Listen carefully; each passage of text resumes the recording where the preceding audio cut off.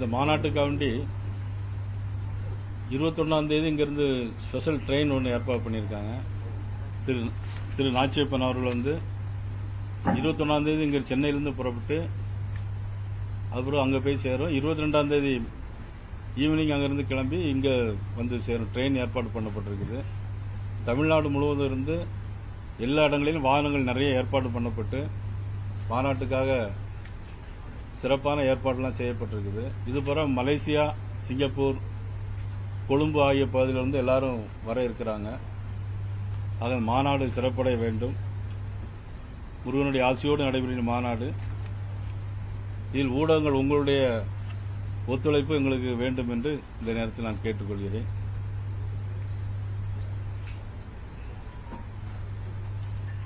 வலிமை இல்லாதவர்கள் இந்த மாநாட்டை பயன்படுத்தி தங்களை வலிமைப்படுத்த நினைக்கிறார்கள். கனிமொழி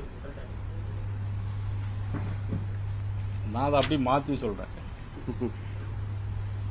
நாங்கள் வலிமையோடு இருக்கிறோம்னு தெரிஞ்சுக்கிட்டு தான் ஏற்கனவே என்னன்னா திமுக இப்போ வந்து இந்த கூட்டணி மோசம், இந்த கூட்டணி சரியில்லை, இது துரோக கூட்டணி, இது வலிமையாக இருக்குதா இல்லையாங்கிறது நாங்கள் வலிமையாக இருக்கிறதுனால தானே அவங்க வந்து எங்களை பேசிக்கிட்டே இருக்கிறாங்க. ஊடகங்களே நீ என்ன கேட்குறீங்கன்னா, ஊடகங்கள் எல்லாம் நீ என்ன பண்றீங்க, எங்களை பார்த்தா கேட்டுட்டே இருக்கிறீங்க.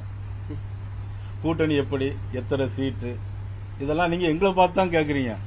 ஆனா எந்த ஊடகமாவது நீங்க வந்து முதலமைச்சர்கிட்டையோ அல்லது துணை முதலமைச்சர்கிட்டையோ அல்லது விடுதலை சிறுத்தைகளுடைய தலைவர்கிட்டையோ அந்த கூட்டணியுடைய காங்கிரஸ் கட்சி தலைவர்கிட்டயோ போய் யாராவது இது வரைக்கும் நீங்க விடுதலை சிறுத்தைகளுக்கு எத்தனை கூட்டணி கொடுக்க போறீங்க, காங்கிரஸ் கட்சிக்கு எத்தனை கூட்டணி கொடுக்க போறீங்க, எத்தனை சீட்டு கொடுக்க போறீங்க உங்க கூட்டணிக்கு, யாராவது கேட்டிருக்கீங்களா? ஆனா நீங்களே ஒப்புக்கொள்ளுறீங்க. அப்படின்னா நாங்க தான் வலிமையான கூட்டணி, நாங்க ஆட்சிக்கு வருவோம்னு உங்களுக்கு எல்லாம் தெரிஞ்சிருக்கு. அதனால தான் எங்கள்கிட்டயே நீங்க கேட்டுட்டே இருக்கிறீங்க. நான் சொல்ல சரியா இருக்கும்னு நினைக்கிறேன். சோ நீங்க யாராவது இதுவரைக்கும் ஒருத்தர் கூட போய் முதலமைச்சரிடம் போய் கேட்கவே இல்லையே. ஏன் கேட்கலன்னு எனக்கு தெரியல. அப்படித்தானே? அதுல விடுதலை சிறுத்தைகள் கூட அவங்களுக்கு மந்திரி சபையில் இடம் வேணுங்கிற ஒரு எண்ணம்லாம் அவங்களுக்கு இருக்கு. அவங்களுக்கு என்ன இருக்கு? காங்கிரஸ் கட்சியில நம்ம எல்லாம் இவ்வளவு நம்மளால தானே இவங்க திமுக வர்றாங்க அப்படிங்கிற எண்ணம் அவங்களுக்கும் இருக்கு. நீங்க யாராவது இப்ப இனிமேலாவது போய் கேளுங்க. உங்க கூட்டணியில நீங்க ஏற்கனவே ஸ்ட்ராங்கா இருக்கீங்கன்னு நினைச்சிட்டு இருக்கீங்க.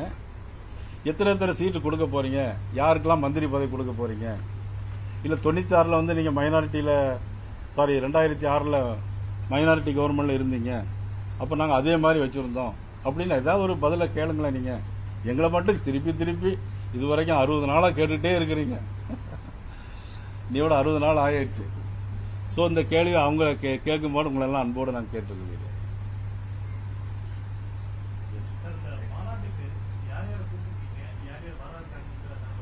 இந்த மாநாட்டில் வந்து உத்தரப்பிரதேசனுடைய முதலமைச்சர் மதிப்புக்குரிய மாண்புமிகு யோகி ஆதித்யநாத் அவர்கள் இப்படி இன்னும் கன்ஃபார்ம் பண்ணல, வருதா இருக்குது.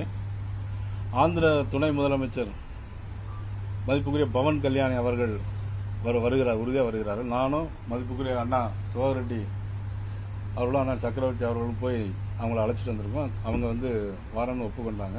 இன்ஃபேக்ட் அவங்க 15ஆம் தேதியிலிருந்து அவங்களும் விரதம் இருக்கிறாங்க. நாங்கள் எல்லாருமே அதை விரதம் இருந்து அதை ஒரு பெரிய அளவில் பண்ணணும். இதில் வந்து இது அரசியல் கட்சி மாநாடு கிடையாது. அந்த அரசியல் கட்சியில் நிச்சயமாக யார் திமுக நினைக்கிற மாதிரி இது அரசியல் யாரும் பேச மாட்டாங்க. மேடையில் தலைவர்கள் மட்டும் இருப்பாங்களே தவிர நாங்கள் கூட மேடையில் போய் இருப்போமாங்களுக்கு தெரியாது. நாங்களாம் பக்தர்களாக தான் நாங்கள் போகிறோம். அது வந்து எந்த அரசியல் கருத்துக்களும் நிச்சயமாக 100% அரசியல் கருத்துக்கள் அங்கே வராது. அதனால இது முருக பக்தருடைய மாநாடு. முருக பக்தர்கள் திமுகவில் இருந்தாலும் சரி, காங்கிரஸில் இருந்தாலும் சரி, எந்த கட்சியில் இருந்தாலும் சரி, நீங்கள் உட்பட அனைவரும் முதல்ல கலந்து கொள்ளலாம்.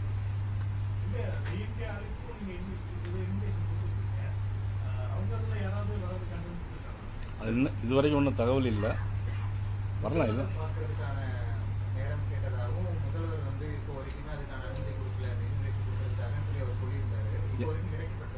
இல்ல அது இல்ல, இது வரைக்கும் வரல.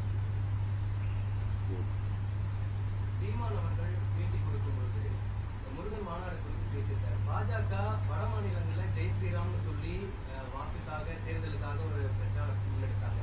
கேரளாவில் ஐயப்பனை வைத்து முன்னெடுத்தாங்க. இப்ப தமிழ்நாட்டில் முருகனை கையில் எடுத்திருக்காங்கன்னு ஒரு குற்றச்சாட்டு முன்வைக்கிறாங்க. குன்று இருக்கும் இடமெல்லாம் குமரக்கடவுள் இருப்பார். ஐவகை நிலங்களில் குறிஞ்சி நிலம் ஒன்று உங்களுக்கு தெரியும். குறிஞ்சி நில கடவுள் முருகக் கடவுள், தமிழ் கடவுள் முருகக் கடவுள். எல்லாருமே யார்கிட்ட கேட்டாலும் தமிழ் கடவுள் முருகக் கடவுள்.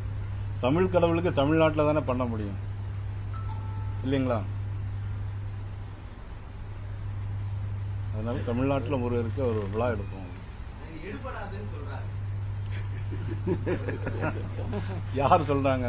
சீமான் சொல்றாரு பாஜக முருகன் கையில் எடுத்திருக்காங்க, இது எடுபடாது அப்படின்னு சொல்றாரு. அதுக்கு உங்களுடைய அதாவது நாங்கள் இப்போ 22ஆம் தேதி முருகரை கையில் எடுத்திருக்கிறோம். 2026 தமிழ்நாட்டையே கையில் எடுப்போம்.